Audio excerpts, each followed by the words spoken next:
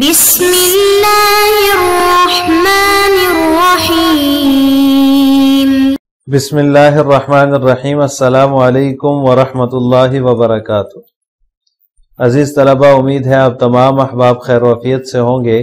آج مسند امام اعظم کا سبق نمبر 124 ہے، اور اس سبق کے اندر ہم عورت کے پاس پیچھے سے آنے کی حرمت اور اسی طرح فراش کی کتنی اقسام ہیں ان کی تفصیل پڑھیں گے۔ بیان موضع الجماع۔ وبه قال حدثنا حماد عن ابي حنيفة عن ابي الهيثم عن يوسف بن ماهك عن حفصة زوج النبي صلى الله عليه وسلم ان امرأة اتتها فقالت ان زوجي يأتيني مجنبة ومستقبلة فكرهته فبلغ ذلك الى النبي صلى الله عليه وسلم فقال لا بأس اذا كان في صمام واحد۔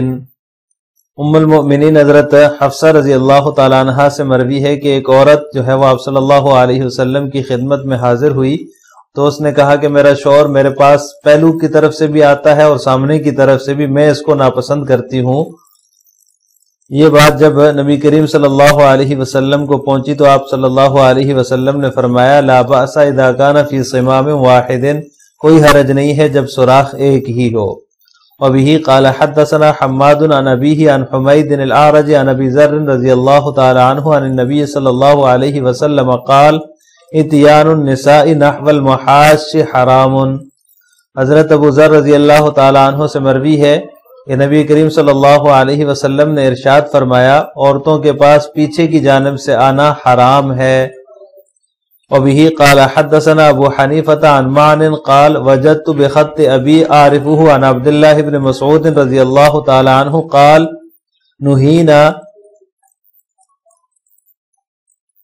ان نأتي النساء في محاشهن۔ حضرت عبداللہ بن مسعود رضی اللہ تعالی عنہ سے مروی ہے کہ ہمیں عورتوں کے ساتھ پیچھے کے راستے میں وطی کرنے سے منع کیا گیا ہے۔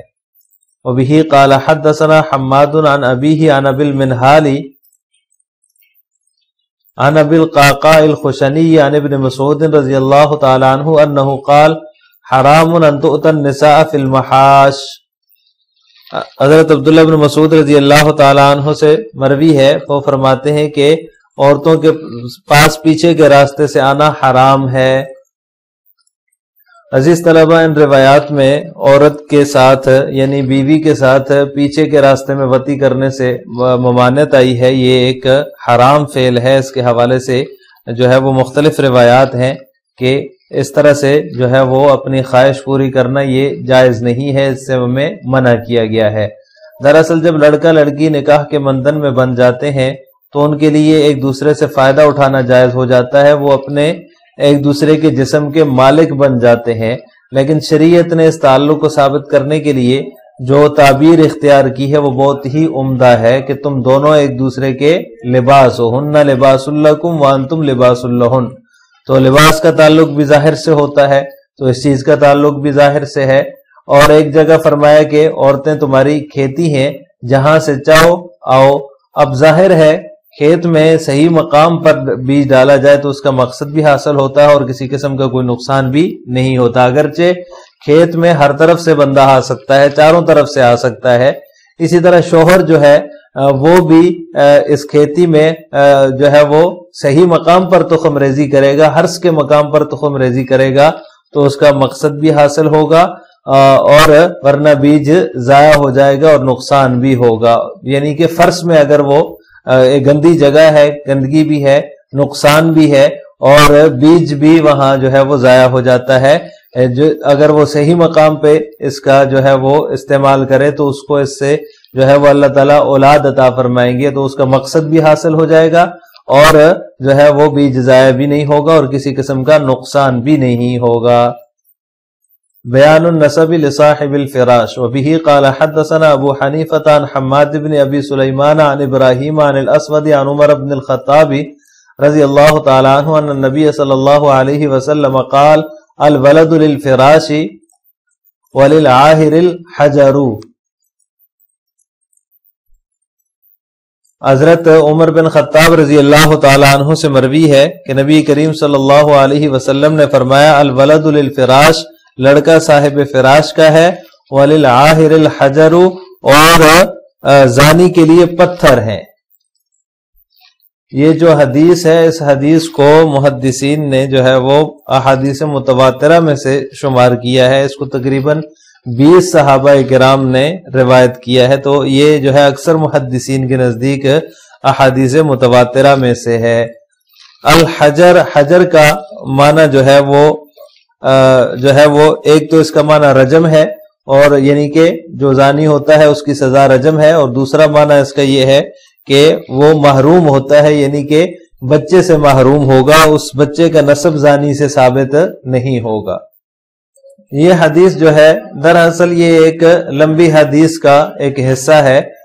واقعہ یوں ہوا کہ سعد بن ابی وقاص رضی اللہ تعالیٰ عنہ کا جو بھائی تھا عتبہ بن ابی وقاص، جب وہ فوت ہونے لگا تو اس نے جو ہے وہ سعد بن ابی وقاص رضی اللہ تعالیٰ عنہ سے کہا کہ جو عبد بن زمع کی باندی ہے اس کے ہاں جو بچہ بھی پیدا ہو وہ میرا ہے، تم اس کی ذمہ داری لے لینا۔ یہ کہتے ہوئے وہ یہ کہہ کر یہ وصیت کر کے وہ فوت ہو گیا۔ گویا کہ اس نے زنا کا اعتراف کر لیا کہ عبد بن زمع کی جو باندی ہے اس کا جو بچہ پیدا ہوگا تو وہ میرا ہے، میں نے اس کے ساتھ جو ہے وہ اس طرح کی حرکت کی ہے۔ جب مکہ فتح ہوا تو اس موقع پر حضرت سعد بن ابی وقاص رضی اللہ تعالیٰ عنہ نے، یہ جو عتبہ تھا یہ جو ہے وہ اسی حالت میں دنیا سے چلا گیا، جو ہے وہ حضرت سعد بن ابی وقاص رضی اللہ تعالیٰ عنہ اسلام لائے۔ اس کے بعد جب فتح مکہ ہوا تو یہ اس بچے کو حضرت سعد بن ابی وقاص رضی اللہ تعالیٰ عنہ نے اپنے پاس بلایا اور کہا کہ یہ میرا بھتیجا ہے۔ تو عبد بن زمع جو تھا اس نے کہا کہ یہ میرا بھائی ہے۔ جب ان دونوں کی آپس میں جو ہے وہ اختلاف ہوا، جھگڑا ہوا، تو یہ مقدمہ آپ صلی اللہ علیہ وسلم کے سامنے گیا، تو آپ صلی اللہ علیہ وسلم نے فرمایا بچہ صاحب فراش کا ہوتا ہے اور زانی کے لیے پتھر ہیں۔ تو پھر آپ صلی اللہ علیہ وسلم نے اس کا جو ہے وہ فیصلہ، یعنی اس بچے کا فیصلہ عبد بن زمع کے حق میں کر دیا، اور حضرت سعد بن ابی وقاص رضی اللہ تعالیٰ عنہ کو اپنے بھائی کی وصیت سے دستبردار ہونا پڑا۔ تو یہ اس کا پورا واقعہ ہے۔ اب اس کا مطلب جیسے میں نے پہلے بیان کیا کہ مطلب اس کا بدکار کی سزا رجم ہے یا بدکار محروم ہوگا، دونوں مطلب اس کے بیان ہوتے ہیں۔ وَلِلْعَاهِرِ الْحَجَرِ کے یعنی زانی کے لیے پتھر ہے، پتھر کا مطلب یہ ہے کہ اس کے لیے پتھر کی سزا ہے، رجم ہے کہ اس کو مار مار کے ختم کر دو، یا پھر وہ بدکار جو ہے جو زانی ہے وہ محروم ہوگا، بچے کا نسب اس سے ثابت نہیں ہوگا، بچہ جو ہے وہ صاحب فراش کا ہی ہوگا۔ فراش کسے کہتے ہیں اور فراش کی کتنی اقسام ہے؟ تو فراش کی جو ہے وہ محدثین نے 3 اقسام بیان کی ہیں: فراش قوی، فراش متوسط اور فراش ضعیف۔ فراش قوی جو ہے وہ منکوحہ کا فراش ہے، یعنی جو عورت جس کا نکاح ہوا ہوتا ہے، آزاد عورت، اس کا جو فراش ہے وہ سب سے قوی فراش ہے، جس میں بچے کا نسب بغیر دعوے کے ثابت ہوتا ہے، اور نفی کرنے کے لیے جو ہے وہ لعان کی ضرورت پڑتی ہے، لعان کے بعد نفی ہوتی ہے، ویسے نفی نہیں ہوگی۔ لیکن اس میں احناف رحمہ اللہ تعالیٰ کے ہاں یہ ہے کہ جو بچہ پیدا ہوگا وہ شوہر کا ہوگا، امکان وطی بھی شرط نہیں ہے اس صورت میں، یعنی اگر ایک منکوحہ عورت کا جو ہے وہ بچہ ہے اور اس کی طرف منسوب بچہ ہے، اب اس کے لیے جو ہے وہ دعویٰ کیا جا رہا ہے کہ یہ اس عورت کا بچہ ہے، اور جو ہے اس کی نفی نہیں کی جا رہی، لیکن ان دونوں کے درمیان وطی کا امکان نہیں ہے، تو یہ بھی شرط نہیں ہے، وطی کے امکان کا ہونا بھی ضروری نہیں ہے، وہ بچہ اسی کا ہوگا اور اس کا نسب اسی سے ثابت ہوگا۔ جبکہ ائمہ ثلاثہ اس موقع پر فرماتے ہیں کہ امکان وطی شرط ہے، ورنہ اس بچے کا نسب اس سے ثابت نہیں ہوگا۔ تو یہ فراش کی پہلی قسم ہے، فراش قوی۔ فراش کی دوسری قسم ہے فراش متوسط، یہ ام ولد کا فراش ہوتا ہے۔